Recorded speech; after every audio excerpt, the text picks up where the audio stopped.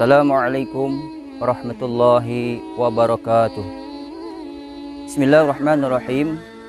Alhamdulillahillazi hadana wa ma kunna linahtadiya laula an hadanallah. Asyhadu an la ilaha illallah wahdahu la syarikalah. Wa asyhadu anna Muhammadan abduhu wa rasuluh la nabiyya ba'dah. Allahumma salli wa sallim wa barik wa karim ala sayyidina Muhammad wa ala alihi wa sahbihi wa mawala. Amma ba'd. Puji syukur kita panjatkan kehadiran Allah Subhanahu wa taala. Pada siang hari ini kita bisa melaksanakan ibadah puasa bulan yang sangat mulia ini. Salawat serta salam tidak lupa kita hanturkan baginda alam, baginda yang mulia, yaitu Nabi Yuna Muhammad sallallahu alaihi wasallam beserta keluarganya, para sahabatnya dan pengikut beliau yang setia sampai yaumil qiyamah. Mudah-mudahan kita dijadikan oleh Allah Subhanahu wa taala golongan umat Nabi Muhammad sallallahu alaihi wasallam. Amin.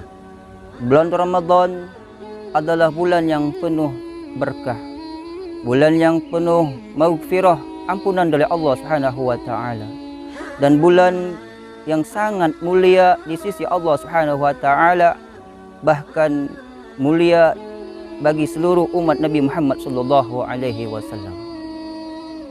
Di bulan Ramadan sudah barang tentu ibadah-ibadah sunnah dilipatkan ganda oleh Allah Subhanahu wa taala. Kemudian apalagi ibadah-ibadah yang wajib, begitu besar pahalanya seorang hamba mengerjakan bulan Ramadan, begitu besarnya pahala di sisi Allah Subhanahu wa taala. Di dalam bulan suci Ramadan, Nabi Muhammad sallallahu alaihi wasallam sudah menegaskan kepada kita semua, kepada umatnya Nabi Muhammad sallallahu alaihi wasallam, sebagaimana diriwayatkan oleh Abu Hurairah radhiyallahu an, diriwayatkan dari sahabat lain Ahmad dan selainnya, bahwa Nabi Muhammad sallallahu alaihi wasallam bersabda yang artinya, di bulan Ramadan aku berikan 5 hal yang tidak diberikan kepada Nabi sebelumku. Yang pertama adalah bahwa malam pertama Allah Subhanahu wa taala memandang, dan siapa saja yang diberi pandang oleh Allah Subhanahu wa taala, maka orang tersebut tidak akan diazabkan oleh Allah Subhanahu wa taala. Orang yang mendapat pandangan dari Allah Subhanahu wa taala, nazrah, pandangan dari Allah, itu adalah orang-orang yang sangat beruntung di sisi Allah Subhanahu wa taala. Susah orang-orang yang selalu dipandangkan oleh Allah Subhanahu wa taala, baik rahmatnya dari Allah Subhanahu wa taala, ampunan dari Allah Subhanahu wa taala. Oleh sebab itu, di bulan yang suci ini, mari kita cari nazrah pandangan Allah Subhanahu wa taala, agar kita diampuni dosa-dosa kita oleh Allah Subhanahu wa taala, agar pahala kita dilipatkan ganda oleh Allah Subhanahu wa taala, agar amal ibadah kita diterima oleh Allah Subhanahu wa taala. Yang kedua adalah yang diberikan oleh Nabi Muhammad sallallahu alaihi wasallam kepada umatnya, maka para malaikat Allah Subhanahu wa taala meminta ampun kepada Allah Subhanahu wa taala agar orang-orang yang berpuasa di bulan Ramadan, orang-orang yang beribadah di bulan Ramadan, supaya diampuni dosa-dosanya oleh Allah Subhanahu wa taala. Para malaikat Allah Subhanahu wa taala meminta ampun dari siang sampai malam agar hamba Allah Subhanahu wa taala diampuni.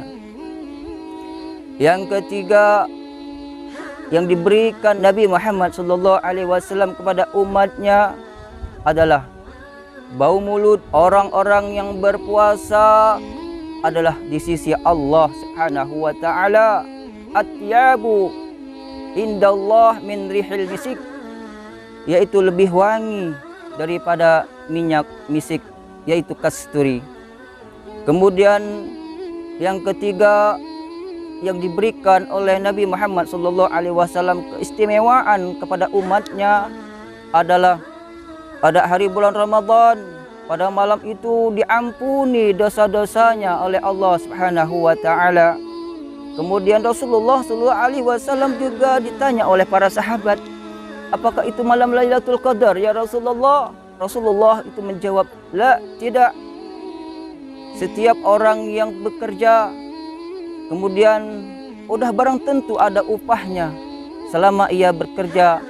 Sebaliknya juga seseorang hamba Allah Subhanahu wa taala berpuasa karena iman, berpuasa karena ikhlas lillahi taala, maka Allah berikan pahalanya di sisi Allah Subhanahu wa taala.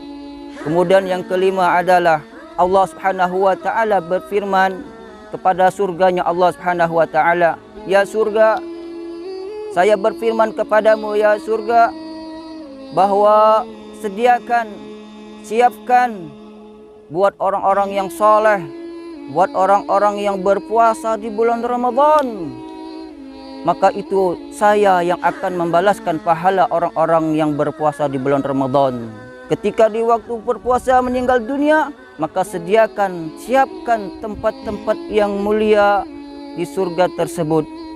Mudah-mudahan di bulan yang suci ini, di bulan yang mulia ini, kita dapat mengamalkan apa-apa yang disampaikan oleh baginda kita Nabi Muhammad SAW.